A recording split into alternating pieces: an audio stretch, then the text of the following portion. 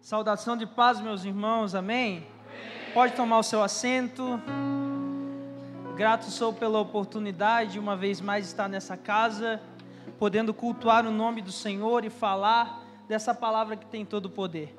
Muito obrigado, pastor Wagner Medina, pastora Nádia, eu amo vocês, toda a igreja, os amigos que aqui estão, pessoal do Vidas aí, vocês são meus amigos, né? Me ajudem aí, por favor.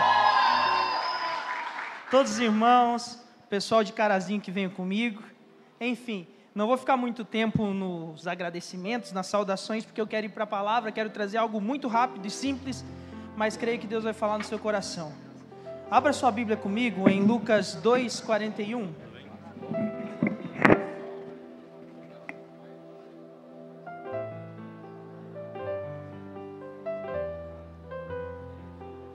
Lucas 2:41, Senhor, fala conosco, Pai. O Senhor está aqui, eu sinto isso, Pai. Venha nos dar um destino, tem misericórdia de nós, fala conosco. Em nome de Jesus. Lucas 2:41, você achou, amém? Todos os anos, os pais de Jesus iam a Jerusalém para a festa da Páscoa. Quando ele atingiu a idade de 12 anos, a família foi à festa, como era hábito. Terminando a comemoração, tomou o caminho de volta para Nazaré, mas Jesus ficou para trás em Jerusalém. No primeiro dia, os pais não deram pela sua falta, porque julgavam que estivesse com os amigos ou entre outros viajantes. Mas quando não apareceu naquela noite, começaram a procurá-lo entre os parentes e amigos. Não o encontrando, voltaram a Jerusalém e continuando a procurá-lo. 3 dias depois, encontraram-no, achava-se no templo, sentado entre os especialistas da lei, ouvindo-os e fazendo-lhes perguntas, deixando toda a gente admirada com sua inteligência e respostas. Os pais não sabiam o que pensar quando viram ele ali sentado. Amém. Meus irmãos, embora o caminho que eu irei percorrer nesses poucos minutos seja extremamente sério, eu não consigo ler esse texto e não dar pelo menos uma risadinha. Olha o que está acontecendo aqui. Não sei se já aconteceu com você de perder seu filho, sei lá, no mercado, em alguma loja, esquecer em algum lugar. Eu sou pai do Gregório. O Gregório, ele tem 11 meses, ainda ele não se movimenta direito. Então eu não tive essa experiência de perder ele ou ele fugir para algum lugar, ainda não deu essa experiência, mas você que já passou por isso, no mínimo isso é constrangedor, no mínimo isso é estranho, é até engraçado. Mas imagine agora a situação de Maria. Pastor Wagner, imagine a situação de Maria que perdeu Deus. Imagine a situação de Maria que se esqueceu de Deus. E é interessante que Maria, ela só tinha um trabalho. E qual que era o trabalho de Maria? Era cuidar do guri. Deus disse assim: Maria, José, vocês só têm um trabalho. E o trabalho de vocês é cuidar do meu piá. É cuidar de Jesus. Maria e José só tinham um trabalho para fazer na vida deles, que era cuidar de Deus. De repente, viajei, perdi. Cadê Deus? E diante disso eu te indago com uma pergunta: será que é possível perder Jesus e não notar a sua falta? Ou melhor, será que é possível perder uma presença tão gloriosa, de um Deus tão grande, e não ter a mínima sensibilidade de notar que Ele se foi? Será que tem como?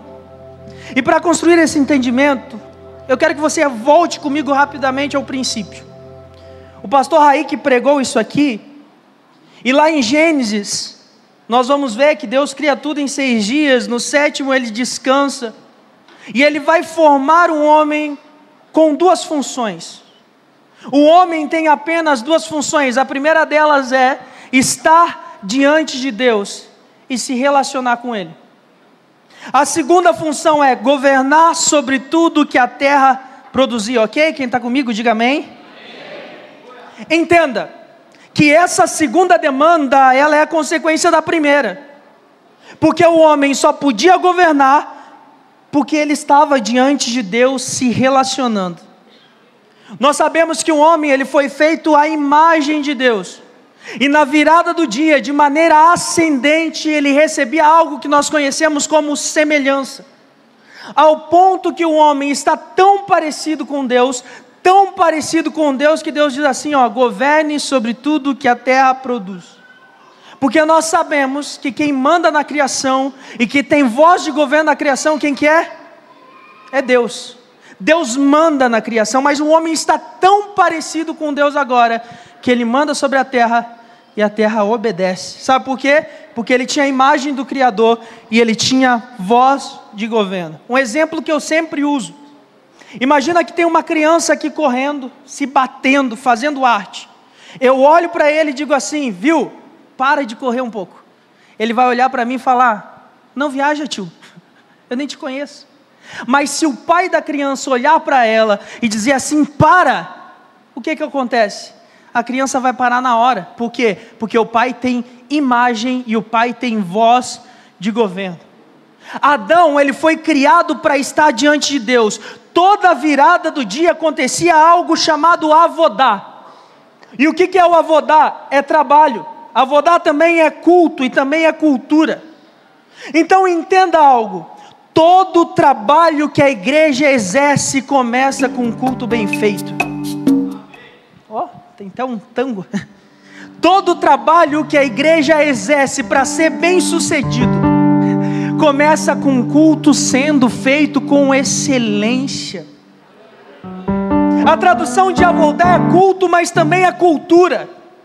O homem no culto ganhava a semelhança de Deus e a voz de governo e conseguia governar. Entenda algo, o nosso culto bem feito tem poder de mudar a cultura da terra. Em contraponto disso, quando o culto não é aceitável, não é racional, sacrificial, como disse Paulo, ele vai gerar, sabe o que? Morte. Tanto é que o primeiro homicídio da história foi num culto mal feito. Caim mata Abel. Então nós vemos aqui que tudo que a igreja faz para ter validade começa por um culto genuíno. É o que o pastor pregou aqui, uma adoração genuína é para ele. Tudo que a igreja faz começa por um culto bem feito. Não adianta nós nos movimentarmos em evangelismo e missões se o nosso altar não estiver em fogo. E isso que eu amo a AME, porque a AME faz missões e o altar sempre está pegando fogo aqui. Glória a Deus por isso. Enfim, Deus coloca um gerente na terra, chamado Adão. E esse cara que se relaciona com Deus, tem um relacionamento puro com Deus, o que acontece? Ele peca. E quando ele peca, ele se esconde de Deus. Deus agora desce e vai dizer assim, Adão, onde você está? Deus agora desce no lugar de encontro. Porque Deus nunca deixou de estar no lugar de encontro. Foi nós que fugimos desse lugar. Adão, onde você está, Adão? Deus sabia onde Adão estava. Quem não sabia onde estava era o próprio Adão. É a mesma coisa o filho pródigo, que o texto diz que ele cai em si, ou seja, ele percebe onde ele estava. Existe um chamado para Adão, que é estar diante de Deus. Entenda uma coisa, igreja, nós só temos um chamado. O nosso chamado não é pregar, o nosso chamado não é cantar, isso se chama vocação. O único chamado da igreja do Senhor é estar diante de Deus o adorando. Esse é o nosso chamado. Deus desce, e Deus não vai até Adão, Ele diz, Adão, vem aqui. Deus não vai até Adão, Ele só chama para o lugar de encontro. E voltando agora para o texto que eu acabei de ler, o que acontece aqui foi o seguinte: Jesus estava com 12 anos, e eles vão para a festa do Bar Mitzvah em Jerusalém. Jesus agora é introduzido na vida adulta, segundo a cultura judaica. Ele vai cantar alguns cânticos, vai decorar alguns textos da Torá, e por meio desse ritual, a criança agora não é mais considerada uma criança. Ele começa a assumir responsabilidades diante da sociedade, e diante de Deus. Jesus então toma uma decisão. E a decisão de Jesus era ficar em Jerusalém. Os seus pais voltam, ele fica em Jerusalém. Jesus agora está dando uma prova inicial, que vai se ampliar no futuro. Um afastamento da sua casa. Ele não está teimando ou de rebeldia com José e Maria, não. Ele está em obediência a Deus. Eu quero que você entenda algo. Jesus aqui, o centro da Bíblia, a realidade de quem é o nosso Deus. Jesus agora, ele fica em Jerusalém. João 1 vai dizer que ele é o verbo que se fez carne, habitou entre nós, e nós vimos a sua glória. Ou seja, ele tabernaculou entre nós, nós vimos a sua glória. O Shachá, alguns chamam de Shekinah, os rabinos usavam Shekinah, a experiência da glória. João está dizendo o seguinte: a Shekinah andou entre os homens. Entenda isso para mim entrar na mensagem e trazer isso rapidamente para vocês. Jesus não é apenas um grande homem, Jesus não é apenas um Deus encarnado, Jesus é a própria arca da aliança andando entre os homens. Jesus é o manifestar da presença. Jesus não simbolizava a presença de Deus, Jesus ele era a presença de Deus.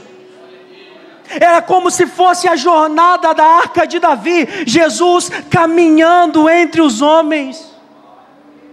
Quando nós lemos o Evangelho, nós olhamos para a pessoa de Jesus sendo a própria presença de Deus.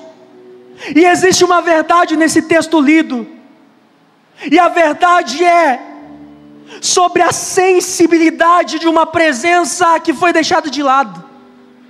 Existe a presença de Deus que foi deixada de lado. Nós vemos aqui José e Maria que voltam para casa, só que sem Jesus. Jesus fica em Jerusalém. E eu friso aqui novamente, Jesus no texto não representa a presença, Ele é a presença. Ele é a encarnação de Deus na terra, mas não metaforicamente. Ele não é uma metáfora, é um fato. E o fato é que os pais de Jesus ficaram um dia andando e não perceberam que a presença ficou para trás. Não tiveram a sensibilidade de perceber que a presença ficou para trás. José e Maria, pastor Volney, piedosos, não era qualquer casal, foi um casal escolhido por Deus, um casal santo. Mesmo um casal santo escolhido por Deus, agora eles têm um momento de insensibilidade. E de onde veio essa insensibilidade? Da presunção garantida que Jesus estava sempre com eles, que Jesus sempre estava do lado deles. Eu nunca vivi tanto uma realidade de uma mensagem como essa nesses dias. Existe uma presunção no nosso coração, porque eu sou salvo, sou habitado pelo Espírito Santo, ativo na obra, e por isso eu estou guiado pelo Espírito Santo. Os pais de Jesus deixam Jesus para trás, e a minha pergunta é: eles demoram um dia para perceber que estão sem a presença. E comigo, quanto tempo eu demoro para perceber que eu deixei Jesus para trás? Nós vemos no texto eles caminhando um dia, a insensibilidade de um dia. E comigo, quanto tempo demoro para perceber? Eu entristeci o Espírito Santo e eu perdi a presença. Será que isso ainda nos preocupa? Há poucos dias atrás eu entrei numa crise por causa disso, meus pastores, meus irmãos. Eu até mesmo já comentei numa live da AME. Eu sou alguém que nasci num berço evangélico, então eu não sei o que é um domingo sem culto. Eu não sei desde os meus 12 anos de idade o que é não trabalhar na igreja, é uma vida ativa. um ativismo desde muito cedo, servindo a honra de servir a noiva do Senhor, um ativismo, mas eu percebi algo, que existem coisas que devem ser priorizadas, que os ministros deixam para trás, algumas coisas que nunca poderiam ser deixadas de lado. E eu parei para pensar, eu estou afastado de onde Deus quer que eu esteja, e Ele tem gritado no meu coração nos últimos dias: Henrique, simplicidade, paixão e devoção.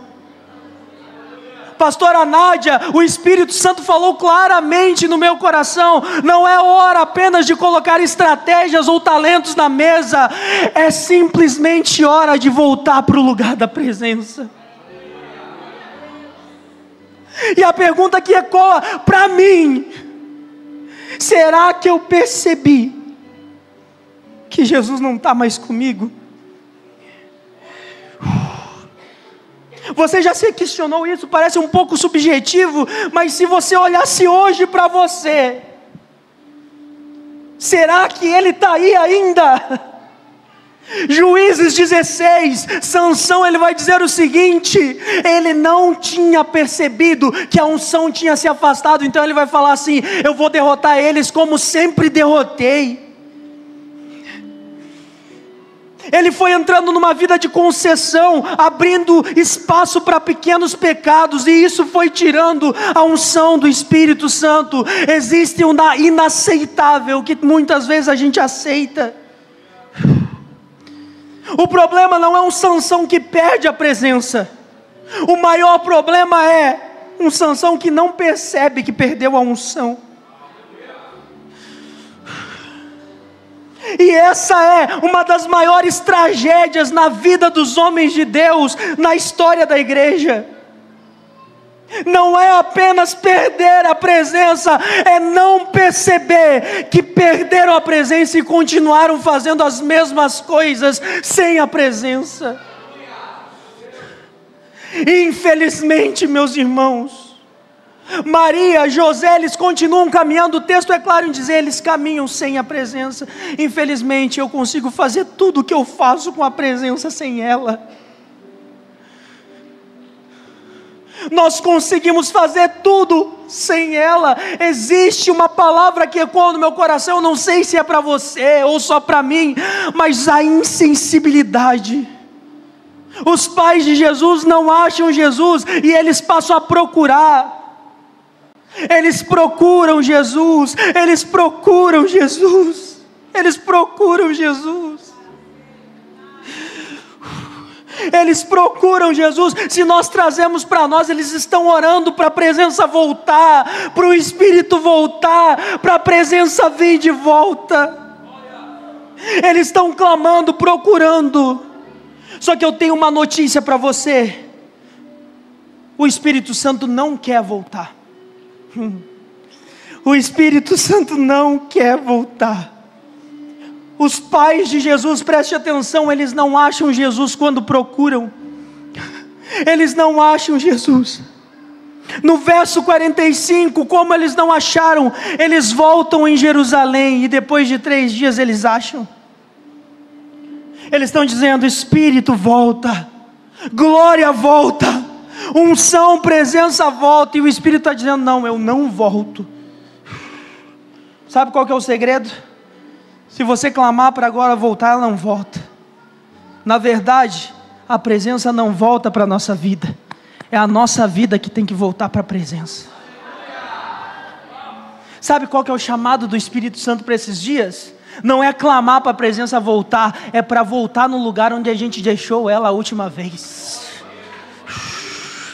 Eles estão voltando para o lugar da presença. Eles estão voltando para o lugar onde eles deixaram a presença. A unção, a presença, ela não retorna para a nossa vida. Nossa vida tem que retornar para o lugar aonde a gente deixou. Tem pessoas dizendo: eu não escuto mais a voz de Deus. Volte para o último lugar que você escutou. Não foi Deus que foi até Adão. Deus chamou Adão até ele. Ele nunca saiu do lugar do encontro. Lembra da dracma perdida? A dracma ele procura, ok? Mas a candeia não. Ele acende a candeia, porque a candeia sempre esteve no mesmo lugar. O nosso desafio não é clamar para a presença voltar, é voltar para o lugar da presença. Apocalipse 2:4, o alerta para a igreja de Éfeso: ei, tenho contra ti que vocês se perderam, volte ao lugar do primeiro amor, volte, ou seja, volta. A presença não volta para nossas vidas, as nossas vidas que tem que voltar para a presença. Existe insensibilidade. O problema é que Maria e José esquecem Jesus, só que continuam caminhando, continuam andando, porque quando a gente perde a presença, a gente continua no nosso ativismo. Não é porque eu continuo pregando que eu ainda tenho a presença, não é porque a gente continua fazendo a obra que a gente tem a presença. Maria e José estão longe da presença, e eles não se tocam disso. Judas, ele fazia todos os milagres e obras dos outros discípulos, mesmo sendo um falso. É tempo da gente deixar o nosso coração orgulhoso e nossa mente complexa. Ele quer devoção.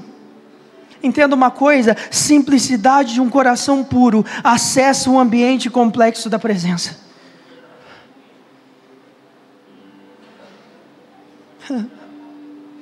É o ambiente da presença. A gente pode até continuar fazendo sem a presença, mas não tem muito tempo de manter a máscara sem a presença. 2 Coríntios 3:18, nós com o rosto descoberto diante da presença. Sabe que uma igreja santa é homens que abandonam a reputação e querem a presença. Ativismo, pregação, obra sem presença não gera temor. Por isso que no Antigo Testamento Deus se manifestava de uma maneira assustadora, porque presença revelada gera temor nos nossos corações. Não tem como se manter santo sem a presença. As máscaras caem. Vou tirar o casaco aqui. Estou terminando, 9 minutos. Cravadinho. Vou terminar onde eu terminar aqui, 9 minutos, estamos lá. Nós caminhamos sem a presença.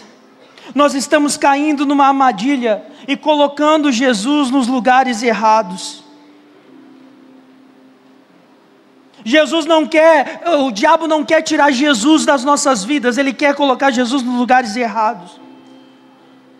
Ele quer colocar Jesus nos lugares errados. Jesus, ele não é, entenda isso, Jesus, ele não é o enfeite da minha pregação. O Espírito Santo não é o que aquece a minha pregação. O Espírito Santo não é o que conduz o meu louvor. Esse não é o lugar dele. Entenda uma coisa: o evangelho que nós construímos é Deus procurando alguém para promover, mas o evangelho de Cristo é Deus procurando homens para matar. A imagem de Cristo é isso. Jesus, nós vemos Ele amadurecendo, não para ser promovido, mas sim para morrer. A presença não é apenas uma sensação, mas é uma responsabilidade. É tempo de voltar para o lugar da presença. É tempo de ativação de mente e voltar para o lugar onde Ele está. Oh, eu sinto o Espírito de Deus nesse lugar. É tempo de voltar. É tempo de voltar. Mas você está dizendo: eu estou fazendo as mesmas coisas. Eu estou aqui. Não se iluda que você está neste lugar, que você está com a presença. Quando Maria perde Jesus, sabe onde é que ela perde Jesus? No templo. Porque o lugar mais fácil de perder a presença é dentro do ambiente religioso. Porque a gente se envolve com a estrutura, com dogma, com comportamentos, com rotinas, mas perdemos Jesus. Perdemos a presença. Não tem mais Jesus na vida, não tem mais Jesus no casamento. Nós criamos nossos filhos sem presença. Nós deixamos Jesus no nosso trabalho da igreja e só buscamos quando a gente trabalha de novo. Nós nos tornamos cristão nominal. Muita gente boa, mas não tem presença. É tempo de voltar. É tempo de voltar. E sabe qual que é a minha principal alegria desse ano? É que eu percebi que eu estava pregando bastante. Estava caminhando bastante, mas eu percebi que eu deixei a presença para trás. Eu não choro mais sem esperar nada em troca, pastor, missionário. Lembra quando a gente chorava sem esperar nada em troca? Lembra que a nossa oração não era para Deus nos usar? Não importava. Lembra, é o ambiente da presença, e a minha alegria é que eu notei que eu deixei a presença para trás. E a palavra é para você, não é vergonha você notar que você não vive mais o primeiro amor. A vergonha é se você está insensível e não notou que você deixou a presença para trás. Se coloque em pé.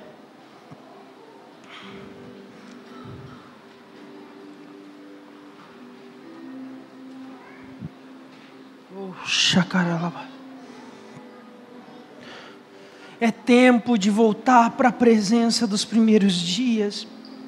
Presença não se busca, presença se volta.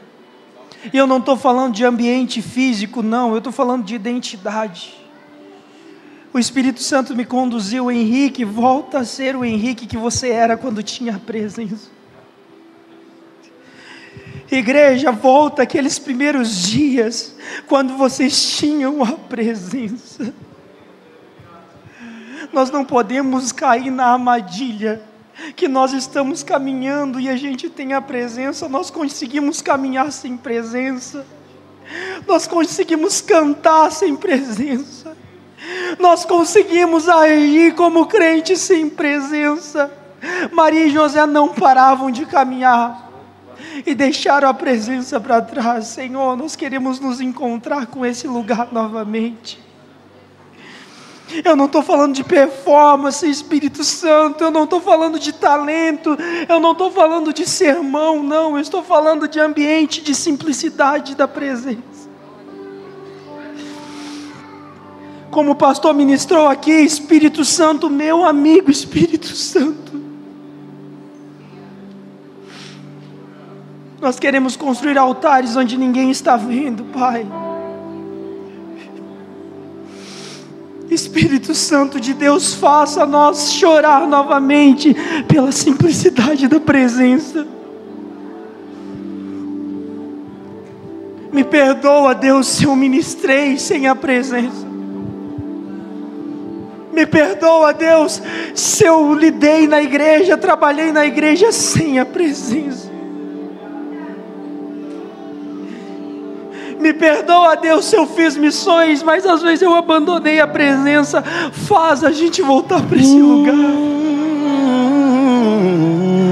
Ah, Jesus, ouça o choro dos teus filhos, por favor, eu te dou um tempo para você clamar: Senhor, onde está esse lugar? Eu sou sensível o suficiente para dizer que eu preciso voltar para esse lugar. Eu preciso voltar para esse lugar. Eu não estou falando que o meu ministério não ia dar certo se eu não voltasse.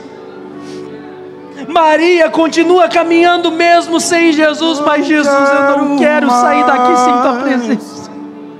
É tudo Espírito Santo, nós queremos a simplicidade de um quarto, Pai. Espírito Santo, você não vem apenas para dar uma resposta às nossas orações ou aos nossos sermões, Pai. Nós queremos te adorar sem esperar que o Senhor cure, sem esperar que o Senhor faça. Nós queremos voltar para o lugar da presença. Nós continuaremos caminhando, sim, mas é muito melhor caminhar com a presença. Espírito Santo, não quero só me arrepiar, não quero só me emocionar, é tempo de sensibilidade, não quero só experimentar, é tempo de sensibilidade, quero mergulhar Volte para esse lugar. Volte. Furioso Volte para esse lugar. oceano, vem.